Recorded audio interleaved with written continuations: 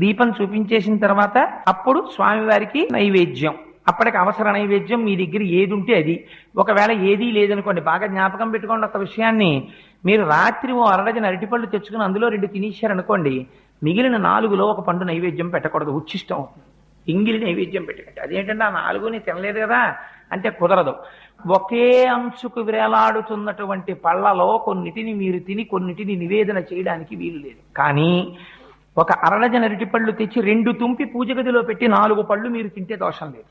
ఎందుకంటే ముందే విడతీసి ఈశ్వరుడి కోసం పెట్టేశారు. అందుకే శాస్త్రం అంది, మరి ఇలా ఒక్కొక్క రోజున ఇంట్లో అసలు ఉచ్చిష్టం కాని పదార్థం లేకపోతే మరి నివేదన ఎలాగా అంటే, శాస్త్రంలో రహస్యం ఏంటంటే ఎప్పుడూ కూడా అంటూ నిలవ చెయ్యడం అనేటటువంటి దోషములు లేని పదార్థం ప్రపంచంలో ఒక్కటే ఒక్కటి. అది దానికి మీరు నిలవ చేసిన దోషము ఉండదు, దానికి అంటు దోషము ఉండదు. అటువంటి పదార్థం ఒక్కటే, బెల్లం ముక్క.